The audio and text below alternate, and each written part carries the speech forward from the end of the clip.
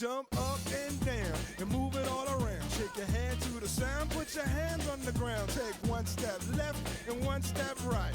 One to the front and one to the side. Clap your hands once and clap your hands twice. And if it looks like this, then you're doing it. A little bit of Monica in my life. Hello and welcome back to another edition of the Tip Sheet Podcast. As always, I'm your host, John, also known as Forty20. Joining me for another round of NRL and Parramatta news are my good mates, Sixties and Clint. Fellas, fantastic way to kick off the season, obviously last week with a big win over the Dogs. And it certainly is a nice little tonic to what we saw last year. How you guys faring after the round one action? Mate, I've got my fair share of sun on Saturday afternoon. Bank. It was, mate. What about getting downstairs under the stand at half time? It was literally like being in air conditioning after sweating up a tree. I was cousin it there. I had the jacket over the head, just to stay in a little bit of shade. 40, you were a sight. That's all I'm going to say, mate. You were a sight. Ain't no shame in finding the shade, boys. But I liked Goal's comments about getting sunburn on one side of the face from continually looking to the northern end of the ground during the first half. But yeah, a man it was of fine wit, this Goal. Gotta love his write-ups. Yeah, look, it was great to have the footy back. We did our usual trick of going and let's just say pinching a spot over on the other side of the field in the shade until first grade, so that we didn't have to have the full power of the sun for the both games. But yeah, it was enough just with the NRL on its own. So how you going, Clint? Gents, very good.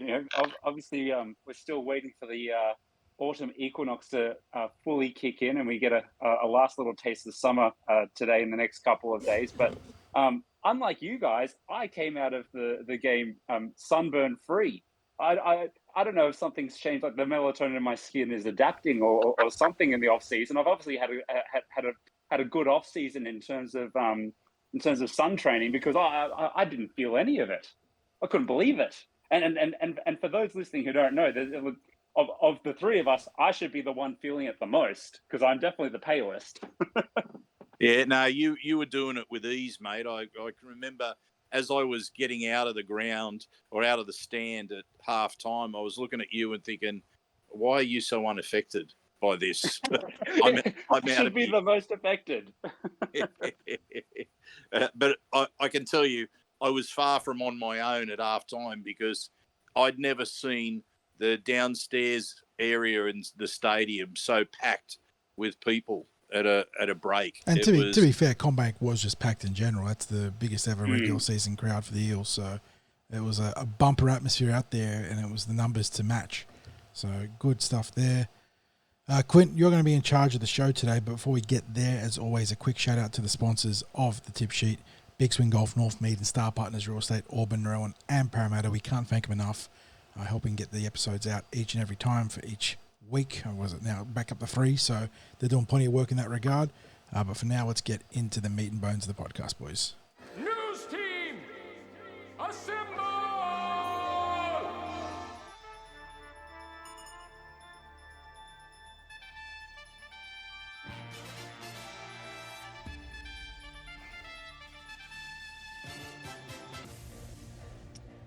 Yes, and it's another team this Tuesday, the second of the year that falls for season 2024. Gents, I'm looking over at a beautiful sunset.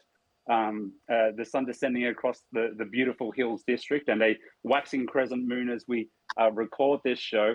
John, Coach Brad Arthur has named his second team list for season 2024 as the boys take on the Penrith Panthers this week. Yeah, and we always knew the bench was going to be a matter that was going to press him, the old bench press, not the gym type. And with Wittering Greg coming back to full fitness, it was going to be a question of who misses out on the interchange. But given how well the Eels played on the weekend, boys, not too surprised to see BA going with an unchanged 1-17, which means, as named, Junior Barlow will start, but we have to wait and see if that stays true before kickoff. But it means the same 17 that took down the Dogs in some manner of configuration. Hands, Madison, Ofingahi and Tuolangi on the bench. Ogden and Greg are the two reserves, or the primary reserves there, with Moretti, Makatoa and Blaze Talangi rounding out the extended roster. Given how well they played against the Dogs and barring those two late lapses with uncharacteristic errors to Penasini and Hopgood, opening the door for the Dogs to score anything, suffice to say, not surprised to see BA going for the same 17 boys. Yeah, I guess when you're in a winning team, you're not going to get too many changes.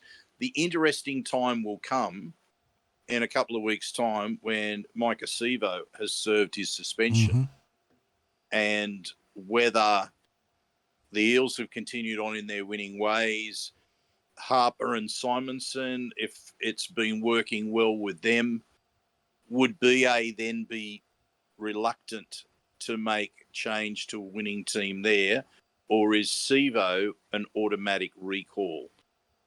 What's your thoughts on that, John?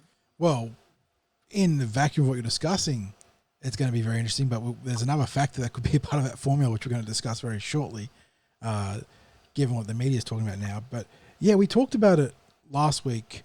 I think I was the one that proposed it. If Simonson and Harper play solid football, and by and large is what we saw against the Bulldogs. I mean, I know people will point to the first try conceded by the Eels that came down their edge, and fair enough, there's obviously stuff they can sharpen on, but as a package, they work pretty well.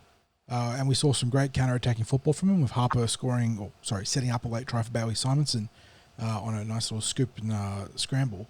So, yeah, I think, like you said, Sixties in 3 weeks or 2 weeks' time, but maybe 2+, depending on how it plays out, there's going to be a very interesting set of questions to be asked about bench composition, that left side composition,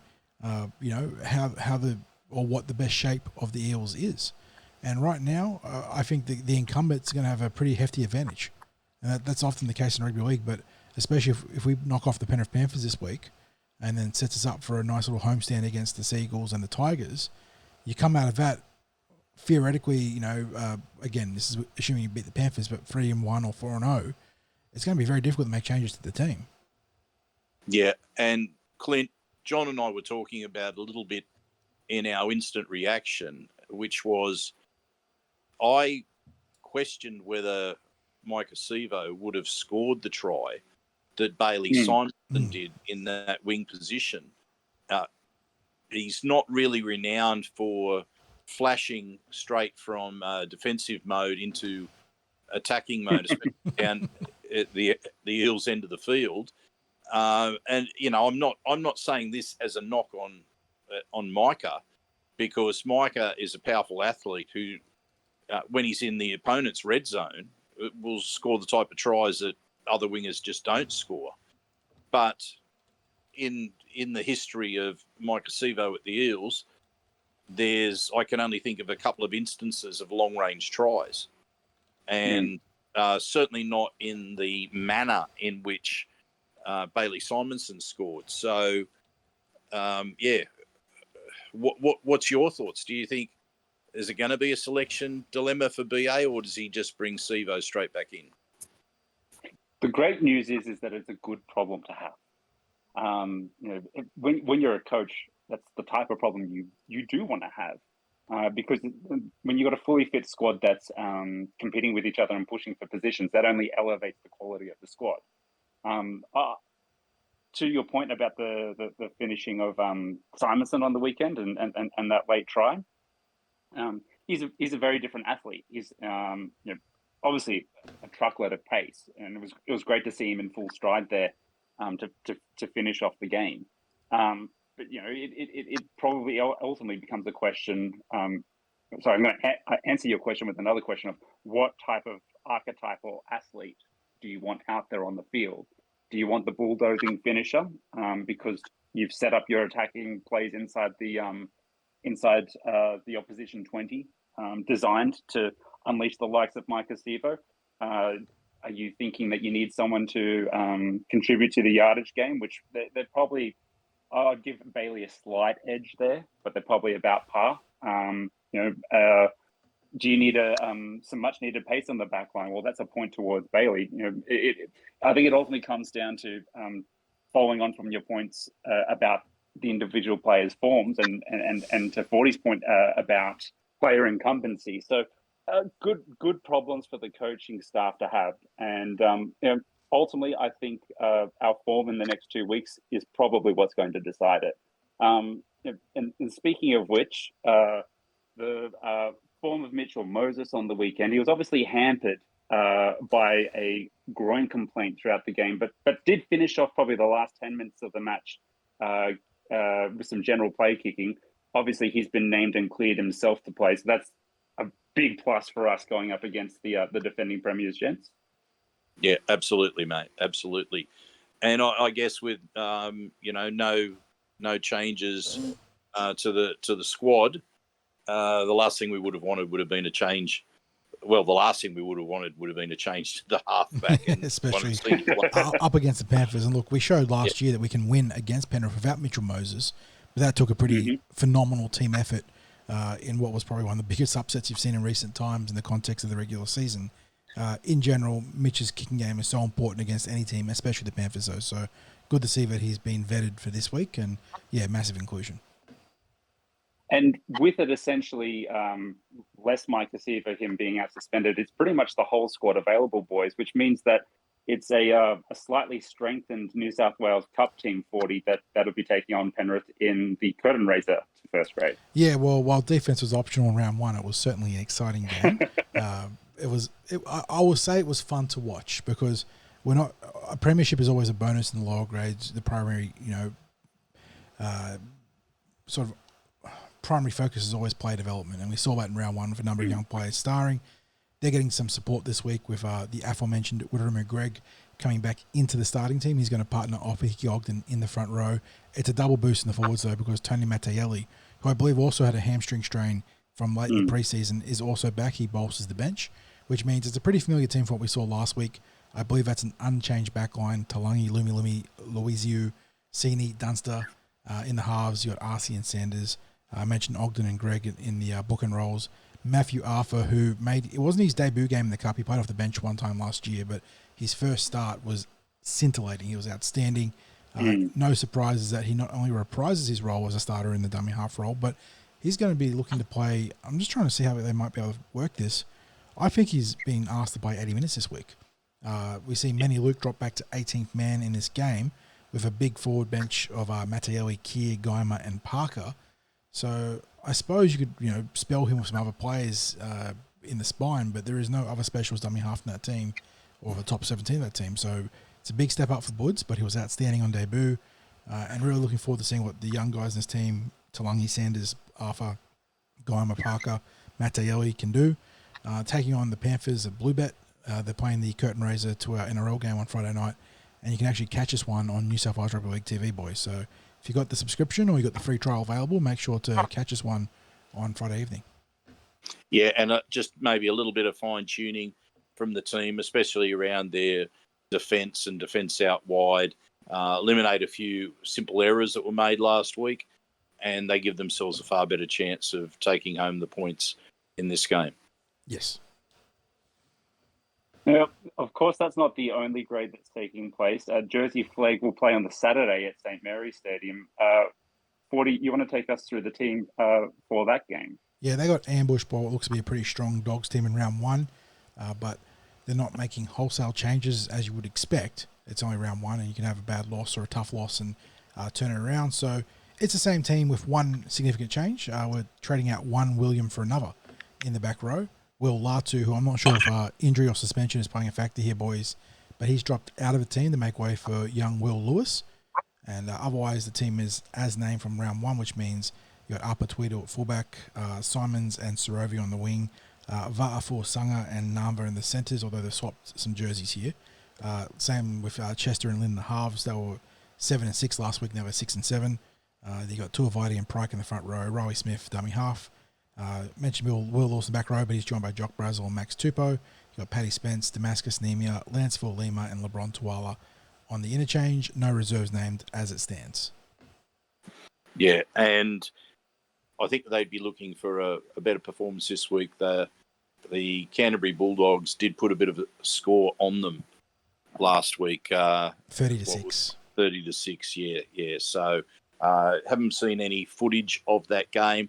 One of the challenges about Jersey flag is that they are often at a venue that doesn't correlate to the days, the times of the other game of the other grades at Parramatta. So last week it was a little bit tough because they were the late game following on from the junior reps at Granville out at Eric Tweedale Stadium. It made it quite impossible to get from the conclusion of that match out to Combank Stadium for the start of New South Wales Cup. So this week, now they're on a different day to the NRL and New South Wales Cup. They're on at St Mary's. Hopefully we can get some support out there. People get out and watch them run around. But, they're often unfortunately, the victims of scheduling with the draw that makes it hard for supporters to get out there and get behind them. Well, we're going to segue into the tabloids, if you will. Some rugby league rumours, and the rumour mill's been in overdrive. And gentlemen, what I'm about to lead with, this is something that we've speculated over the better part of the last probably 6 to 9 months as a potential option at certain points throughout our respective podcasts in that period of time. But it seems to have gotten a little bit more wind over the last week in the media, and that's the rumor of Zac Lomax potentially coming to the Eels. Sixties, I know we've spoken about this before, but for our listeners who probably haven't heard your full view on it, what's your take on the idea of the potential of Zac Lomax joining the Eels? Well, without question, the Eels are going to recruit outside backs. So let's tick that off for a start. They've had the situation now where they've got at least 2 spots available in their top 30 with the departure of Kai Rodwell to England and the fact they had a spot available before that. So we know that there is, let's face it, if we had an injury, and touch wood, and even with saying this, but if there had have been an injury to either Morgan Harper or Bailey Simonson or Sean Russell or Will Penasini, any of those players, then we might have had some issues in bringing in a replacement that Brad Arthur would have been, happy with to bring into first grade. I'm not certain what would have happened. Maybe it would have been, again, a bit of a positional reshuffle to cover for such a loss. It might have even been a scenario where Kelma Tuolangi was played at centre. Such is the lack of outside backs that I think he would be happy with selecting in first grade.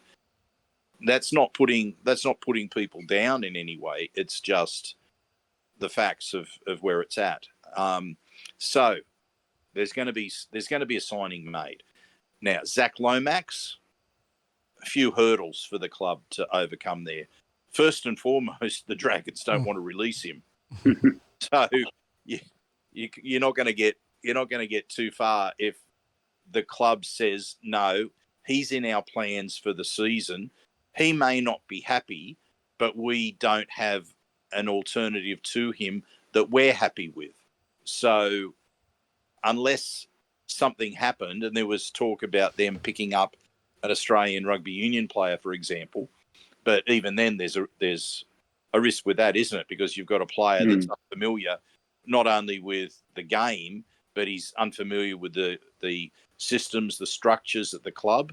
If you attracted a rugby union convert, you're going to need a full pre-season of familiarising them with the game and with the club itself. So then it becomes, if Zac Lomax were to come to Parramatta, would it be this season? Would it be the season after? Would it be the season after that? Parramatta's needs are right now. They're right now. So look, I don't know whether the club feels that they've made any advancement in their talks with the Dragons. The one thing that we know about Parramatta is nothing leaks out of the club now. When you're getting news about this sort of thing happening, it generally comes from player agents or the players themselves, that sort of thing. So, look, I guess if I was asked, is there a chance of it happening? I'm not ruling it out, but unless something happens for St. George, I can't see them allowing it to happen this year. That's where I'm at anyway in my takes on it. But I am expecting a signing to happen sometime in the next 4 to 6 weeks. John, what's your takes? Yeah, I mean, the biggest hurdle clearly is the fact that in letting him go, the Dragons gain nothing for this season. And the counterpoint to that is that it wouldn't be the first time you see a club eventually just cave to player discontent. But Flanagan seems to be made of some of the more sterner stuff when it comes to sort of... He's a little more hard. Yeah, exactly. Trying to set a standard, I suppose, for the club. And can I also jump in there, John, and say what sort of discontent... Well, is discontent less likely to occur when the team is winning? Yes, and they started strongly against the Titans. So you have to wait and see whether that was a new dawn for the Dragons or they're, still the team that we've seen in recent years, and it's going to be tough to tell under a new coach. But I think it's pretty fair to say, pretty obvious to say that Lomax would be a net gain for the Eels. The biggest question I have would be twofold, is obviously the attitude issues that have plagued his young playing career at the Dragons. And I'm not too concerned about that because we obviously have a coach who's done a very good job historically about managing, not banging the nail down and whatnot, but shaping young players into better young men. So Arthur's been quite good at that.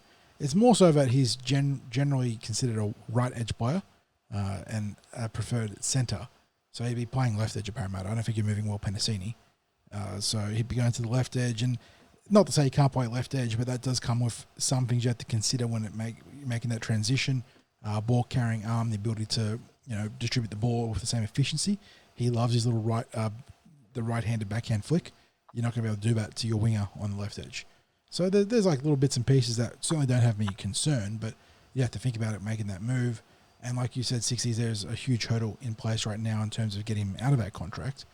The article that you mentioned, Quint, the sources indicated that Lomax is open or extremely open to an immediate move to the Eels. That's not a surprise. We're obviously a strong club. He'd be in contention for the finals plus at the Eels. So there's no shock that he wants to make the jump and getting to play centre with potentially a look at fullback long term, depending on what happens in a competition with Gufferson and young Blaze Talangi. So there's plenty of reasons why he'd want to come here, but the biggest hurdle is obviously his current employer. And either you lean on the discontent card from the player side, or you have to come to the table with a compensation. It's not transfer fees for that sort of thing. It's going to have to be a player.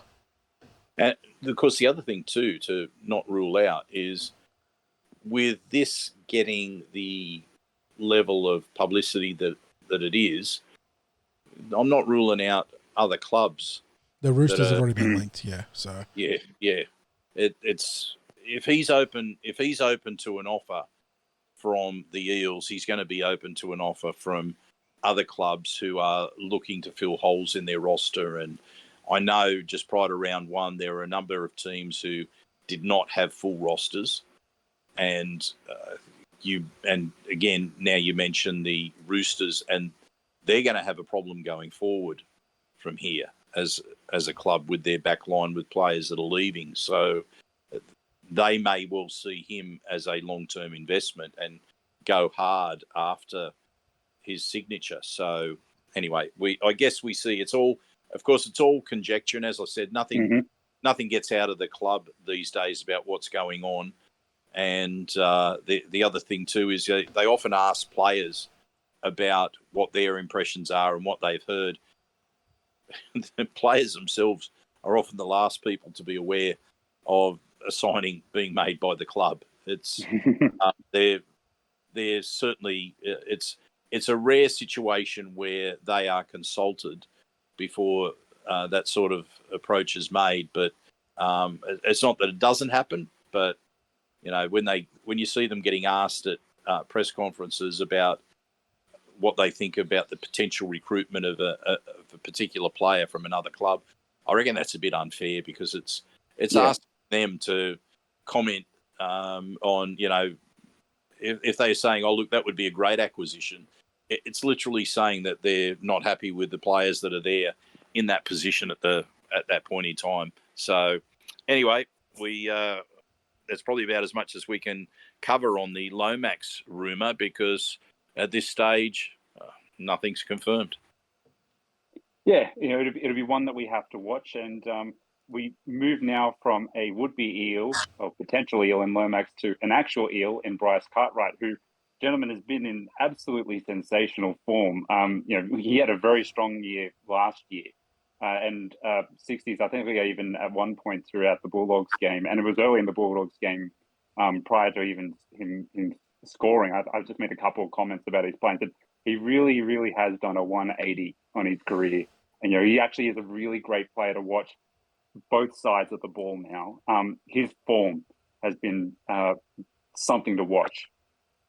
Yeah, and look, I'm going to give myself a pat on the back here, because I think you've earned this pat on the back, mate. You called it from day one. Yeah, I was always buoyant about the acquisition of Bryce Cartwright, because and BA couldn't have put it better when he spoke about that he has natural talents that have not come from anything from Eels coaching. He was born with that. But what the Eels have added to his game is the toughness, and I guess that capacity to be more circumspect about what he does when he's looking to offload the ball. And what you now have is a more complete footballer.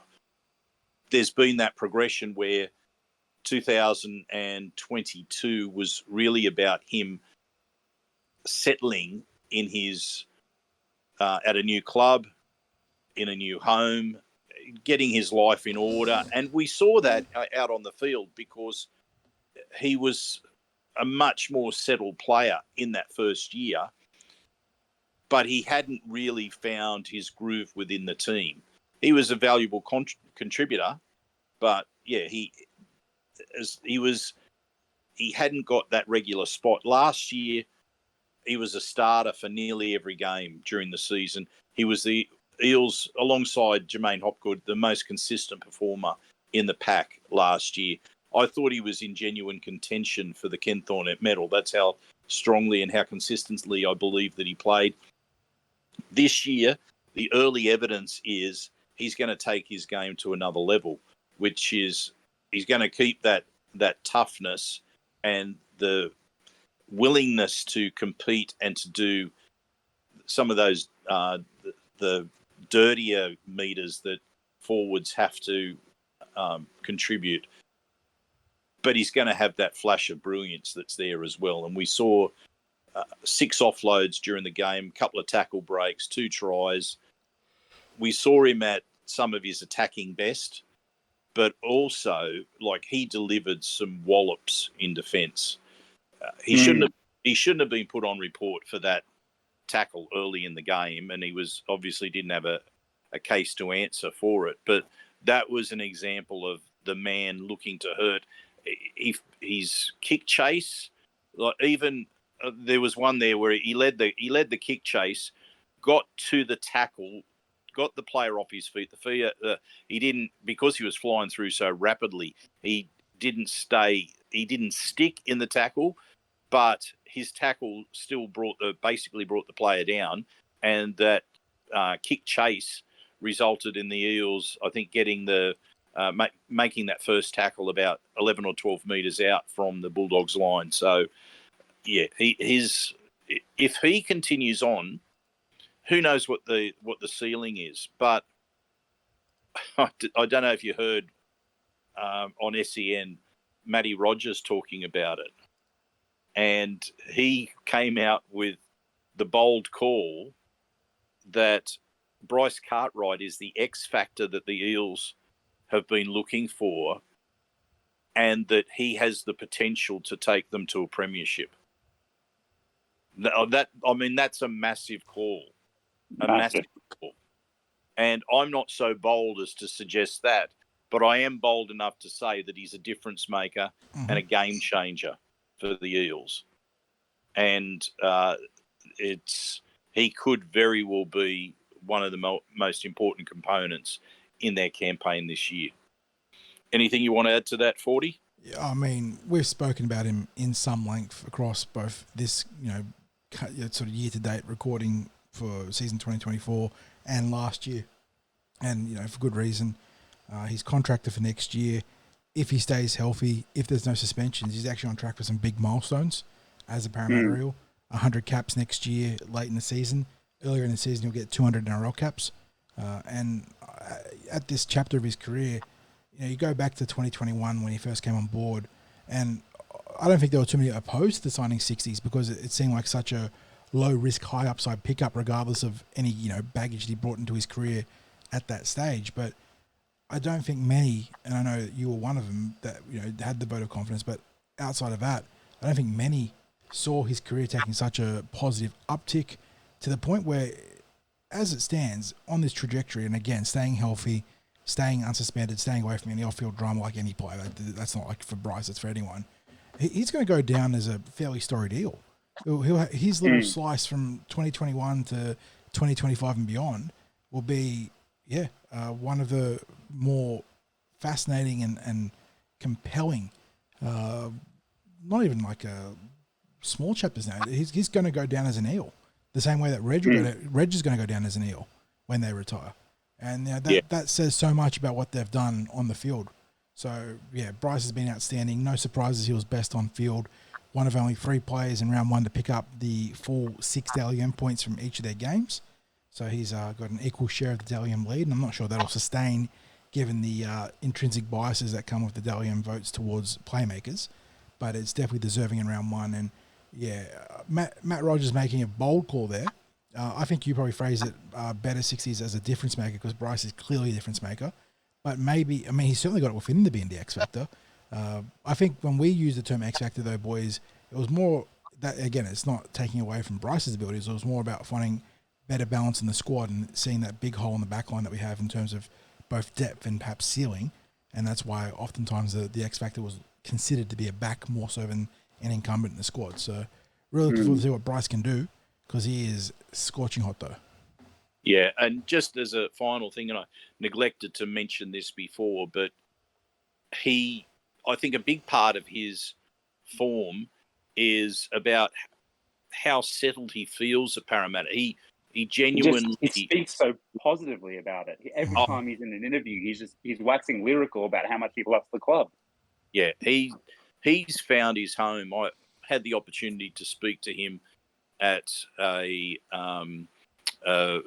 BGA barbecue that held it after training, and it gave people the opportunity to mix and chat to some players. I was asking Bryce about what his contract situation was, because this was before he'd signed his extension at the club, and he said the obvious, which is, the manager's sorting that out, and he was hopeful of it being sorted.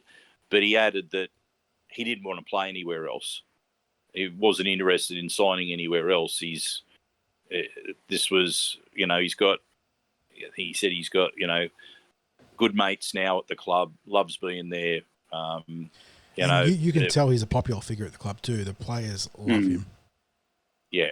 And they talk about tight bonds being there, and it's evident even with the new additions to the squad in Kilmer and Morgan.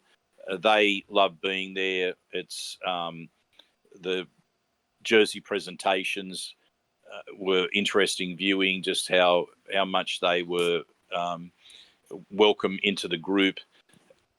They do the same with the younger players. Like watching training this year, seeing how the senior players made the Pathways boys genuinely part of the group, like equals there, and made them part of not just the hard work but the fun that was around the squad. I think though those times away from Kellyville that were organised this year as part of the pre-season went a long way towards it, because that was all about connection. And that's been a theme that the players have spoken about during the pre-season, being connected as a group. And I think Cardi's probably a prime example of someone who's come to the club and really feels like he belongs and that he's connected to all the players that he plays alongside. And you can see the evidence of what it can achieve with the form of Cartwright. Well, gents, Bryce has just played the ball, and we've spread it to the left edge as 40. We move on to Shaun Lane, whose documentary was released last week. Yeah, we gave a bit of a push on the podcast, and there was a little teaser trailer released prior to obviously its mainstream release, and we had a look at that, and I thought it was a pretty good viewing, boys. Look, it certainly wasn't ever going to be some kind of fascinating, cutting-edge clinical look at psychology and sports and whatnot, but in terms of just being a journey of self-discovery and seeing how Shaun Lane has gone about bettering himself, I thought it was a really fascinating look into the life of a modern footballer. Yeah, and especially so when it came to that mental health aspect. That's the most important message out of it, wasn't it, Sixties? And just his chance to talk to members of other professional fields and sports, whether it was a player, a sports psychologist, or something similar of that ilk.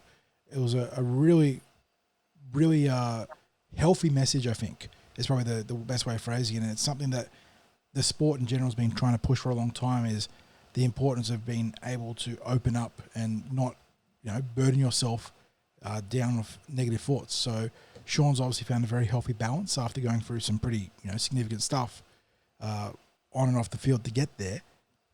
And I really want to tip my hat to him for the courage that it takes to share that, because that's always been the big stigma when it comes to mental health, in a big macho sport like the NRL, for him to, show a bit of, not even like the weakness, but the vulnerability.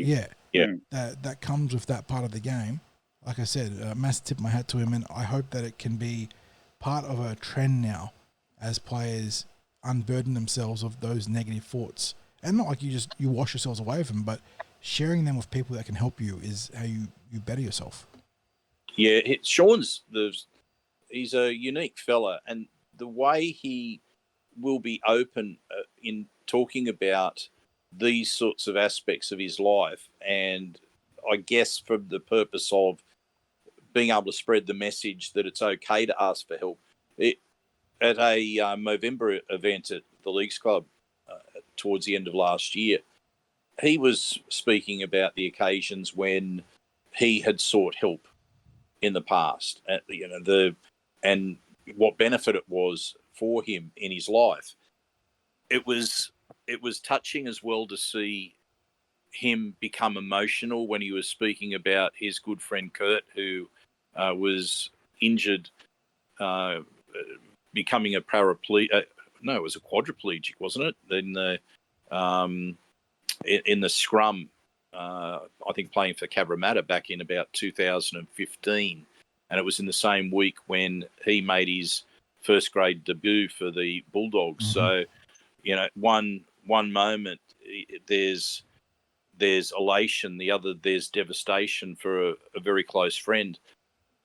But one of the things that really sent a message home to me was when he was talking to, and I can't recall the name of the fella, but he was involved in rugby union, I think maybe for the Scottish squad, and he spoke about when he first came into the group and into their system, and he asked about the large number of players that were part of their system and development, and how many of those players would transition through to top grade rugby.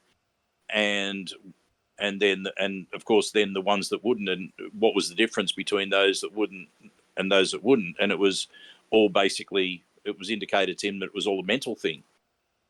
And his natural response being, well, what do you do about it? And the answer was nothing.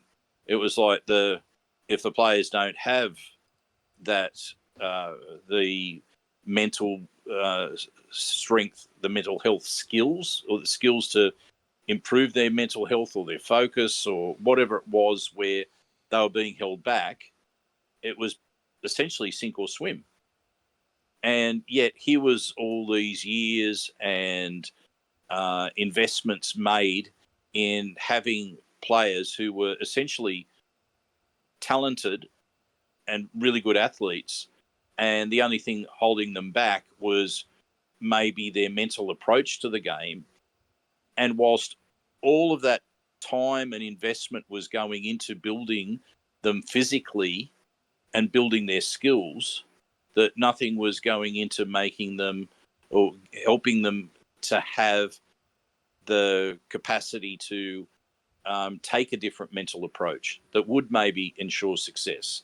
And I thought that was astounding when it was put so bluntly, because I think we've all spoken about it before, that the difference in talent between those who go on to a successful NRL career and those that don't is minimal. Yep.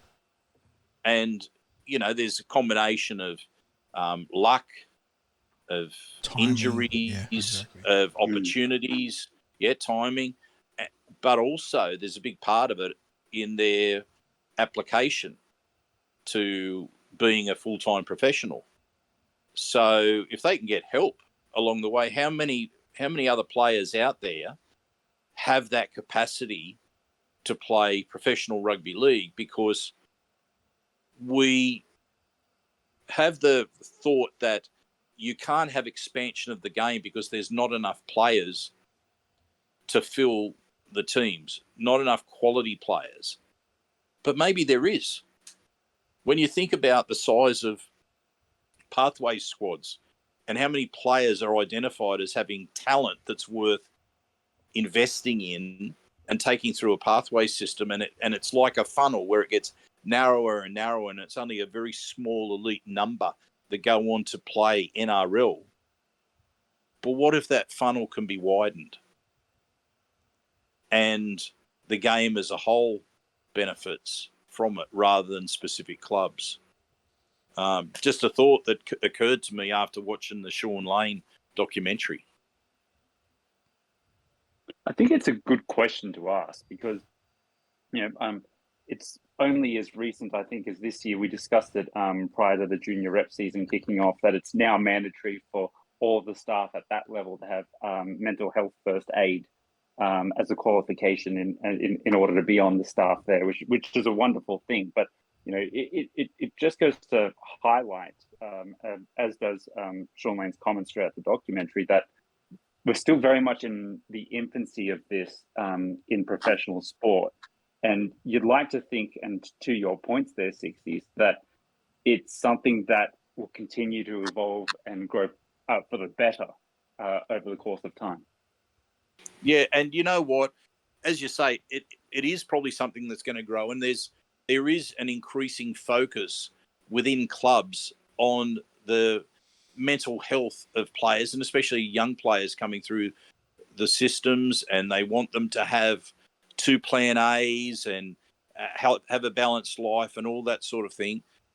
But I think maybe that next step is the sort of mental health training that equips them with those skills to be able to push through as to be successful as an athlete. Like what is when they're struggling with, and I mean, it could be all aspects of life that could be preventing them from doing that, not just what they're required to do with as a footballer. And look, and maybe football, being a professional footballer, isn't for all of those people, and maybe the mental struggles are that it would be too hard for them to balance the rest of their life with the demands of football, and that's fine. But, there's probably a lot that have been left by the wayside without getting maybe the help that might have guided them towards being quality footballers. So anyway, let's just say we highly recommend that people watch that documentary if they haven't done so already. And I know it's there on different platforms now. It was there to view on the Eels. I think it's on the Eels YouTube channel. It was on Fox too. No, it's been on Fox. It was on 9, and I think what is it, 9? Is it 9 Go or 9 Now or whatever? 9 Now. Now, yeah. Yeah. So, Anyway, well worth a look, people, if you haven't seen it. And just as we were touching on there about the importance of mental health, and particularly with some of the juniors, we roll over into our junior reps wrapping a few games across the previous weekend 60s. Yes, yeah. And Forty and I have covered a fair bit of this in our instant reaction podcast. But just so people are aware, the Eels were really here, there, and everywhere as far as their pathways are concerned. The Lisa Fiaola and Tasha Gale were at Granville. The Harold Matts were at Woy Woy. The SG Ball were up at Newcastle. There was split results across all the grades.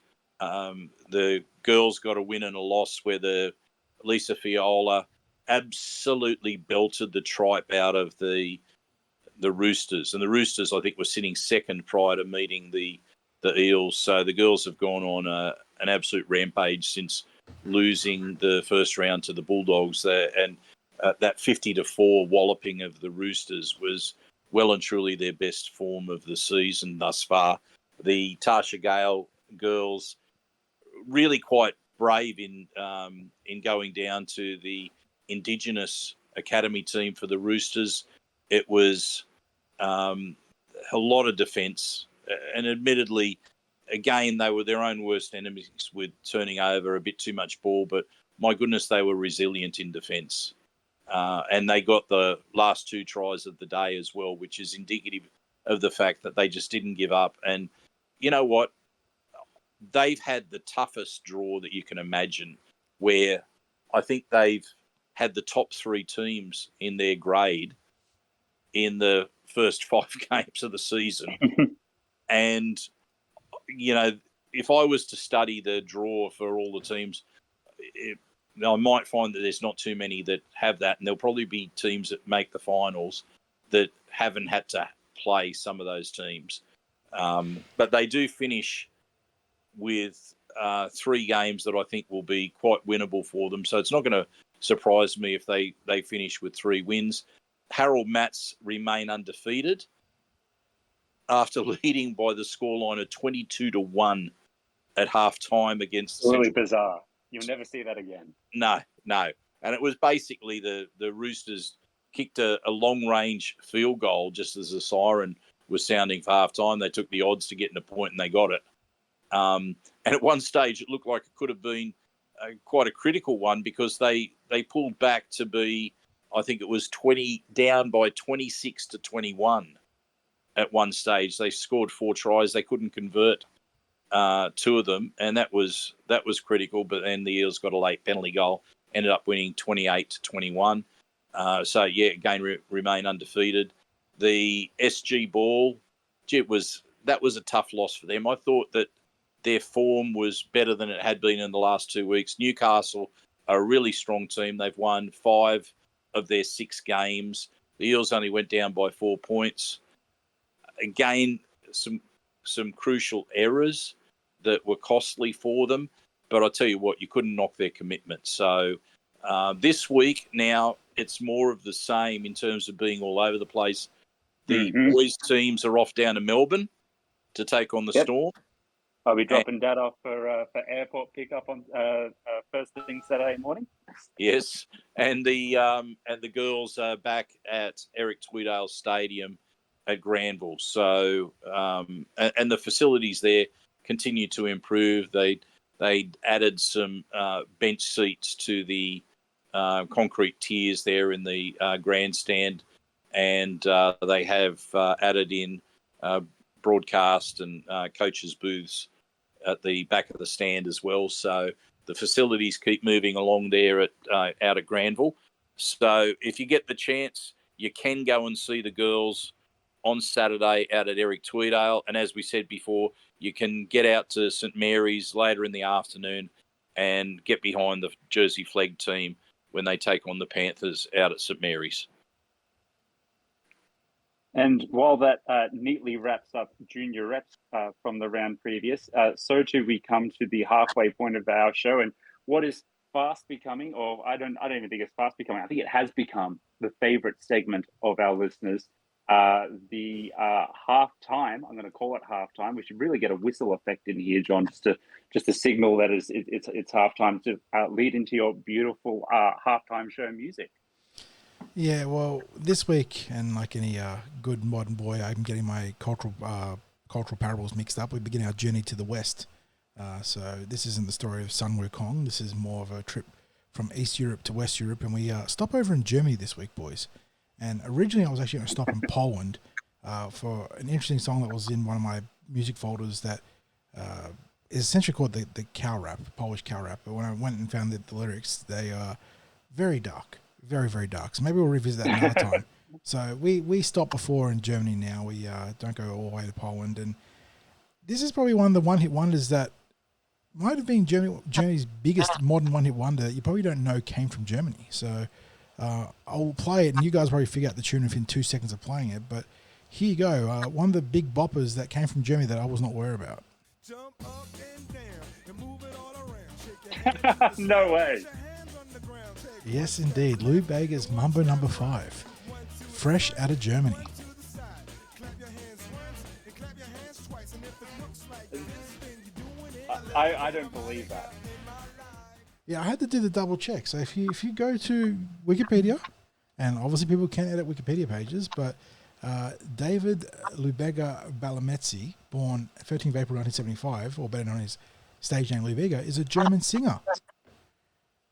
So his 1999 song Mambo No. 5, which was a remake or a reinterpretation of a 1949 instrumental piece, was one of the biggest charting songs of its time, and remains an eternal one-hit wonder, one of the biggest bangers that went round. So there you go.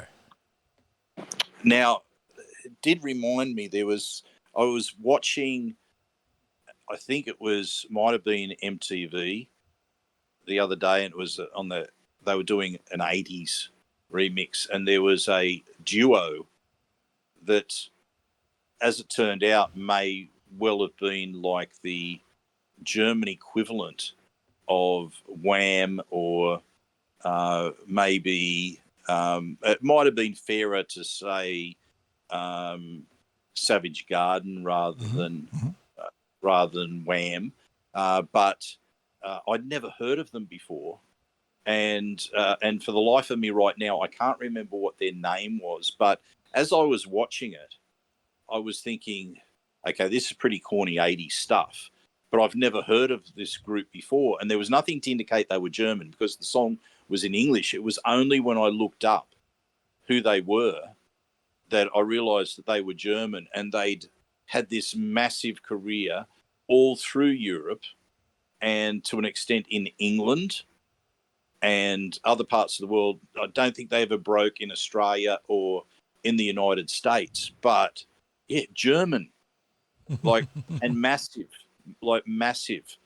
So, and it was a case of one was the songwriter, the musician, the producer, and the other one was primarily the singer. And needless to say, at some point there was a falling out, and the group was no more. And then there was the Reformation, I think sometime in the late 90s, early 2000s, before falling apart again. But such are the vagaries of pop stardom, John. And now you've educated us just that little bit more. And looking a little deeper, he actually comes from a Sicilian mother, so I'm sure my old man would be very proud of that.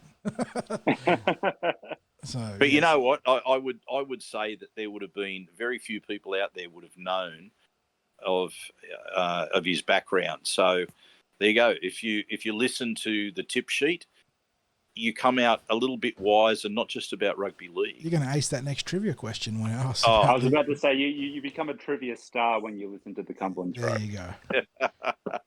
Absolutely. Boys, we're about to jump into the NRL news now, and it feels like we've been talking about this issue for forever and a day. Spencer Leniu has finally been handed his suspension. Personally, I'm still shocked that it's taken this long to get it done, and I'm surprised it wasn't done within a day of the players getting off the plane from the US. Sixties, what was your take on the final verdict there for Spencer Leniu? Well, I'm on board with you, and I know it was spoken about on 360 tonight about how long it took for a decision to be made. Well, essentially, the decision was probably made that day after, right? It was, the delay has simply been prolonging the agony in terms of the players that are involved. No, I'm not just talking about the player who's about to be suspended, but I'm talking about the players who were the player that was subjected to the comments. So the whole process, I think they got it wrong just with such a length of time. And they were probably thinking, oh, well, we want to give them time to go through the processes. They've got to travel back from the United States, need to organise the legal aspects of it. Yeah, it didn't matter what legal representation they had. This was a decision that was always coming down. As for the 8 weeks, look, and we're gonna talk a little bit about the commentary that's been around this with people that want longer, people that wanted shorter than that. No one was ever going to be happy with the outcome. That was the thing that was going to be certain, is that no one would be happy. There would always be a camp of people who would think it's too long, and there'd be a camp of people who think it's not long enough. The Roosters themselves pointed to the Marcelo Montoya. Was it Marcelo Montoya? The gay slur. Was it a homophobic slur? Homophobic slur that was used last year. It got a month on the sideline. And obviously the NRL settled on a larger punishment that I think I actually nailed when we were talking about our speculative punishments for it. I think I said 7-8 weeks is probably where they're going to fall, and it fell right there on 8 weeks. And there's been no mention of a fine, so I'm not sure if there's something there suspended or whatnot. And I imagine he'll be will be enrolled in some self-help / some cultural awareness. Awareness things. But look, I was on the side of you could take him out for the rest of the season. I think that would be okay to send a message. I still think that they could have been heavier if they wanted to. I wouldn't say nuance has been added to the discussion. There's been counter accusations now about what sparked the statement in the first place on the field about the Broncos players dating back to the grand final last year and going into Vegas, baiting Leniu with slurs of their own. We have to wait and see if anything's going to come from that. Well, I don't think anything's going to come from it directly now, but if down the road something comes from that. But look, 8 weeks, I suppose it's the Goldilocks penalty, isn't it? It's not too little, not too much, even though there's definitely proponents on both sides of that. It falls in the middle. It's going to hurt the Roosters. It's going to hurt Leniu. It's 2 whole months that he's on sidelines, and it's going to definitely cost them a game or two throughout that run. But like you said, Quint, it was never going to be a solution that kept every party happy. Unfortunately, that is the nature of this this particular branch of discussion. When you get into racial territory, it's never going to keep all parties happy because of just how deeply personal it is. So I'm going to ask this then: is it the sort of problem? Is it the sort of wrongdoing? Is it something, an offence on the rugby league field that can have a sliding scale, or should it simply be a straight out 8 weeks for saying something racial, something homophobic, something where it is a deeply personal insult of the opponent, and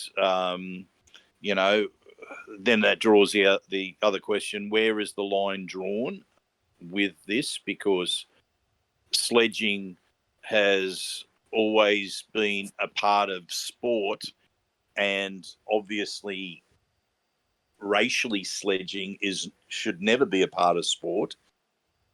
But people have gone towards using homophobic type of comments at players in the past, and we all know the names that they probably use out there on the field. We don't need to get into that, but is there going to be a standard type of punishment that's set? Is it a straight 8 weeks, or does it have that sliding scale depending on the actual words that are used? Like if players were to drop some of the clanger racial comments, and I don't need to actually state what they are, but if they make those certain words used, is that like a straight out no, mate? Like you're gone for a year for something like that, or do they?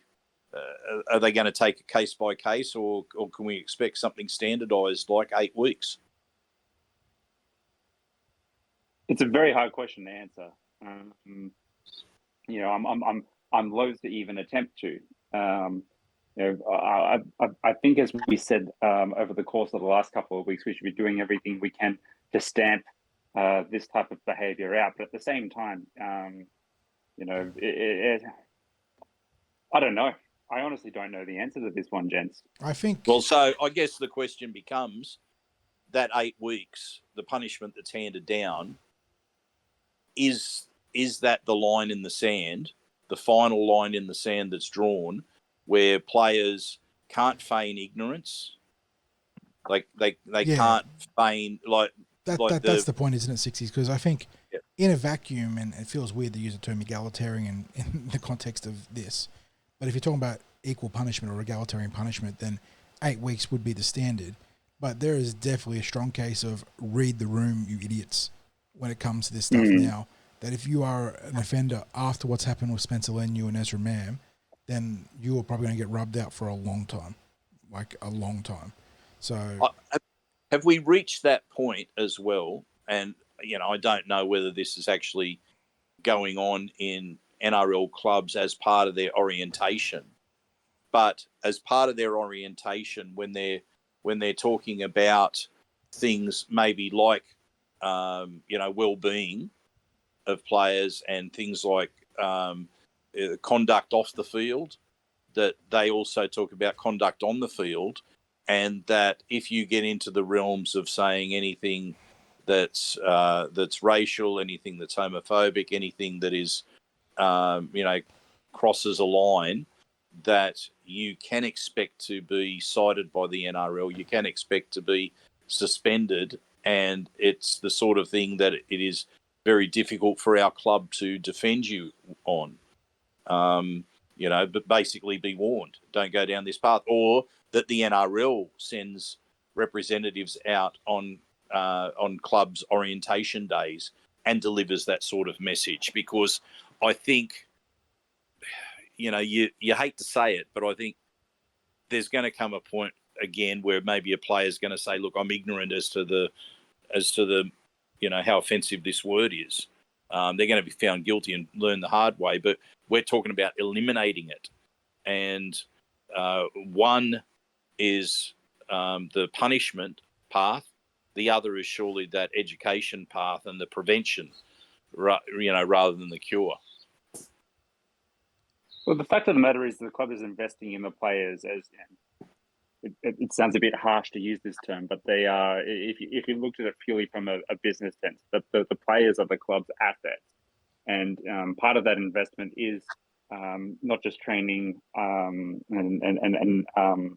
for the players' development on the field and performance on the field, but it's about developing quality human beings off the field. Because as we know, there's more to being an NRL player than just going out for 26 weeks of the year and playing rugby league. There's a whole community element to the role as well. Whether the players want to accept that that's the case or not, that's the current situation. And in a vastly connected society as we live today, and accessibility to players through things like social media, they have to be on even more than what their predecessors in previous generations had to be. So by virtue of that, and making the investment in the players, there is a responsibility for the club to continually invest and improve their level of investment. People hear the word investment, they naturally think money. It's time and making resources available to them, because equally there's an onus on the player that if you're going to be a part of a club, you're going to be a part of an organization, you're acknowledging that you are a representative of that organization, and there's a code of conduct, a standard of behavior, and expectation that comes along with that. That's the deal that you're making. So it's incumbent on both parties from my perspective. Yeah, and look, I think ultimately as well, and this is the message that surely has to go through to players, is that suspensions are avoidable. Injuries may not be, and we want to keep players on the field as often as they can. Don't get yourself in trouble. It's tough enough for players that end up missing long periods of time because of injury. That probably helps us segue beautifully into some other NRL news. And unfortunately for the South Sydney Rabbitohs, John, Jai Arrow looks to have picked up an AC joint injury that make him out for the course of the season. Yeah, pretty serious rotator cuff injury they're talking about. Usually when you see... rotator cuff. They're quite similar, not the same, but usually when you see those kind of injuries, you sort of think a couple months. Obviously, we saw Josh Adokar on the weekend when Bryce Cartwright lit him up legally. They're talking 2 to 6 weeks for his AC injury. But for Arrow, they're talking now potentially season ending, needing to go under the knife. So, when you do your rotator cuff bad, you can't lift your arm above the horizontal. Breakbone of the horizontal there, which obviously when you got to try and tackle and catch balls and whatnot, kind of a big handicap when it comes to rugby league. So that would be devastating, because there's already a lot of question marks about South Sydney's credentials this year, boys. Coming off the back of a pretty disappointing campaign last year, like the Eels, admittedly, where there was a lot of talk about internal disharmony and players and coaches not seeing eye to eye. They had a lot to prove this year, and losing one of their best forwards, week 2 of the competition. If I just where are they? They're playing on Thursday. Their forward pack is good. Like, don't get me wrong, but you remove one of their more senior players like that, and it certainly leaves a hole there. And I think Tallis Duncan, the young player who had a bit of a breakout campaign last year, steps into the void. But that we know very quickly how quickly your depth starts evaporating when you bring in the young player, like the talented young player, into the hole, and suddenly there's now a bench spot you need to fill, which means your cup team is now suffering, which means you're drawing up, from your flag, that cascading flow. And look, Arrow at his best is a representative player. That puts him in a pretty elite category of talent in the NRL. I think it's going to hurt Souths. Their pack still looks solid. Totola, Kep is okay, but Totola's solid. Kalal Matangi's excellent. Duncan's talented, but still needs to find consistency. And their captain, Cam Murray, he's genuinely elite. But, suddenly they've got Shakai Mitchell playing on the unchanged now. And, no disrespect to Shaq there, but I think you can start looking at that as a potential weak link in the South Sydney rotation. So, yeah, it's going to hurt the Rabbitohs, no doubt, if he's out for the season. And, that means that the next injury that comes their way, or the next suspension that comes their way, is putting a lot of pressure on their depth. Yeah, and I think they're talking about looking at the route of trying to rehab over a period of about a month as an alternative to surgery, like the first option. He'll have to play through pain in that regard, probably. Yeah. And that's in a bid to get him on the field this season, because if he goes down the path of surgery, then he's pretty much gone for the season. So, but even so, they face the Broncos this week, so they're staring down the barrel of being 0-2 to start the season, and obviously a team can come back from a couple of losses to start the year. But if you're talking about Arrow being out for a month, and they've already got players that are missing, and 0-2 can quickly become 0-3, like we saw last year. Sixties, that spiral, that ourselves. That death spiral happens very quickly, and you can rally and you can come close, but losing 3 games early on or 2 games early on, they count just as much as the ones at the back end of the season. Yeah, absolutely. And of course, Arrow's not the only player at a club that's having injury problems at the moment, Clint. Well, unfortunately for the Dolphins, Tom Gilbert, obviously he had that ACL injury in the preseason challenge, but now a blood clot in his calf has spread to his lungs, John. I believe you shared with me in the green room, and he's potentially proposing it by 3 months. He's surgery by 3 months. If there was ever a genuine case of good bad luck, then I suppose this is it in the NRL. Tom Gilbert, who was rubbed out for the season with an ACL injury in the preseason, I think when they were doing some of the diagnostic tests for his ACL, they discovered that there was a blood clot that started in his calf that had travelled to his lungs. So that's pretty serious, and the fact that it got found at that time is very lucky and means, obviously in the big picture, good things because they can get rid of it now. But on the commentary during the Cowboys-Dolphins game, they were saying that it's looking like it's going to postpone his ACL surgery by 3 months, I think. So that's going to put him well behind schedule on his recovery there from the initial injury. And we know that ACLs, while you can come back faster than ever from them, you're not back to your best a full season pretty much after you make that initial return. So that's going to put him well behind the 8 ball in that regard. But like I said, that's probably as good a bad luck as you can get when it comes to finding something like a blood clot. So thankful that he's looking like he's going to be okay in that regard. And we just spoke about the problems that South have with how they're going to perform this season with the roster that they have and players that are missing. And you have to look at what happened with the Dolphins last weekend and think that was damned ordinary. They recruited well, boys. They got 2 really good players in Farnworth and Flegler. But the reality is, and it's the same thing when I look at Canterbury, who again, year on year have had lauded recruitment classes. You look at them, and yes, you can go sign a Stephen Crichton or a Herbie Farnworth and get one of the best outside backs in the competition.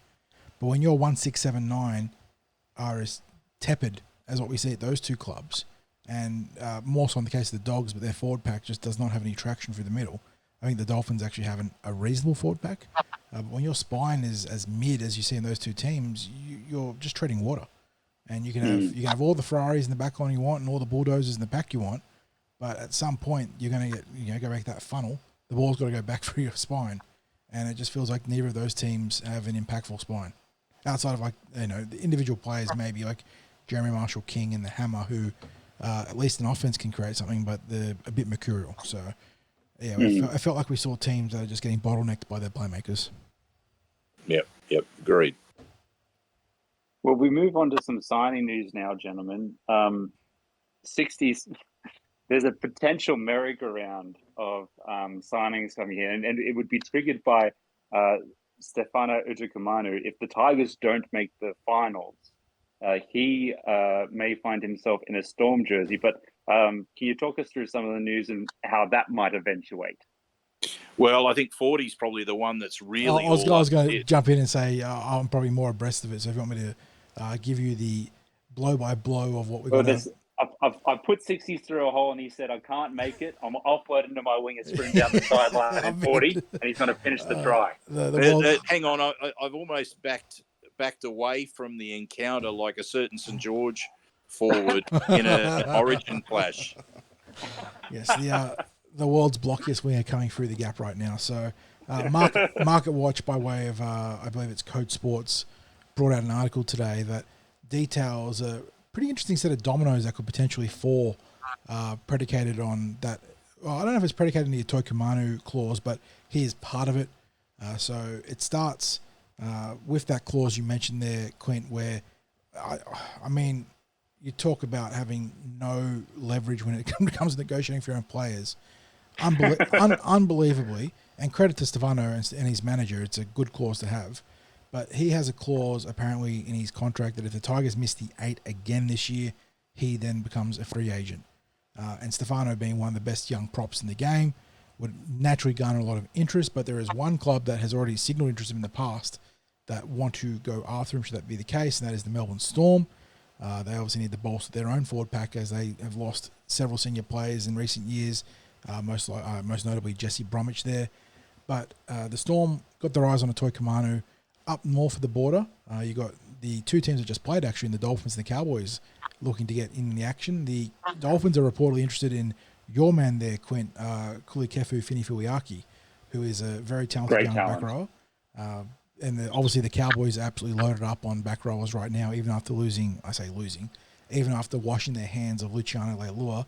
They still have Hilam Luki and Nene, in the back row. So they're absolutely loaded up with those two. So the Dolphins are looking at him. Meanwhile, if the Storm, I don't know if it's contingent on the Storm getting a Toi Kamanu, but at the same time, the Cowboys are apparently looking at the hottest thing we've never seen in first grade in Jack Howell for the Melbourne Storm, who, if you recall correctly, boys, I think he signed a 5-year extension at one point. It was a 5-year deal. Yeah, and he was... Before he played a single NRL game. He was considered a blue-chip prospect, but we have just not seen him in the NRL. I don't know if there's something going on there in terms of training or not seeing eye to eye with Bellamy, but he just hasn't kicked on. But apparently the way all those players would be a Toi Kamanu to Melbourne, Howarth to the Cowboys, and Finifuiaki to the Dolphins. And the way the article details it, unfortunately, as we've come to expect, the Tigers just missing out in general. Yeah, and isn't that a narrative that we've heard many, many times before? If you want nightmares, it's a bedtime story for Tigers supporters. But if you support anyone else, though, it's the gift that keeps on giving. Yeah, it is. It is. But look, I think obviously the Tigers can ill afford to lose Stefano. He's probably the shining light outside of, I think, Buller. That he'd have a scorching market, though. I mean, I know the Storm are clearly interested in him, but you got to imagine there'd be a queue of clubs for his services if that clause does trigger. Absolutely. I mean, we've spoken in the past about he'd be a wonderful player to come back to the Eels, despite the great depth of forwards that we've got at the club. But he was a player that we didn't want to lose. It was unfortunate that that was able to happen when it did. But when we were talking earlier about Zac Lomax not being released by the Dragons, as you'd remember, we wouldn't release Stefano early. And at the time that he signed with the Tigers, he hadn't played first grade for the Eels at that stage. But then we ended up playing him for, what was it, 3 or 5 games? 3 games, yeah. 3 games. So he did get to make his NRL debut with the Eels. So true to the word that he was part of the plans for the season and would be needed, that was the case. And, as I said earlier, it may well be the case with Lomax at the Dragons. But, yeah, the gift, as you said, Clint, the gift that keeps on giving. And that probably brings us to our last point, gents. And the gift from round one was the crowd, Sixties. Some really, really great crowds. We spoke about the sellout crowd for our own game, the Eels versus the Bulldogs, but some really good crowds. Oh, mate, when you have a look at the crowds from this first round, and we know that there was the 40,000 over there in America for the double header, but then if you listen to these sorts of figures, so up at Newcastle there was 22,000, over in New Zealand there was 24,000, down in Melbourne 20,000. We had 29,171 at CommBank on Saturday, and that was a new crowd record for a regular season game for the Eels. There was 32,000 at Suncorp for the Dolphins home game against the Cowboys. And the only disappointing crowd, and look, it's not lost on me that it's the Gold Coast, they're 14,500. There has been a history of the Gold Coast struggling with crowds. And I think for the first round against a club that generally draws well in Queensland, in the Dragons, that has to be a concern. But aside from that one concerning crowd, it was like they were bumper crowds to get for the first round of NRL matches, and shows the appetite that supporters have for the game to be back, and maybe just an absolute cracker of a year when it comes to the crowds and the atmosphere at games. As long as rugby league crowds are healthy, the sport of rugby league is healthy. And speaking of healthy, gentlemen, this has been a healthy podcast. John, what did we come in at? Hour 20 as we utter those words, so it's been a nice and girthy podcast. Well, it's certainly been a big week when it comes to podcasts. We had our appearance at Parramatta Leagues Club after the home game against the Bulldogs, a jam-packed Sturlos, which was a little bit of a challenge. In fact, it was so jam-packed that was in there, and then the instant reaction we recorded at home, and now here we are Tuesday with the news podcast. We'll have the preview as usual on Thursday this week, and we'll be back with an instant reaction after the Eels defeat the Panthers on Friday night, John. Yes, sir. It's going to be a big Friday. And of course, gentlemen, all these podcasts aren't possible without our sponsors, Big Swing Golf at Northmead, and of course, star partners at Auburn, Narellan and Parramatta. Thank you very much for your ongoing support. And as always, the last word to our captain, Sixties. Go you mighty Eels.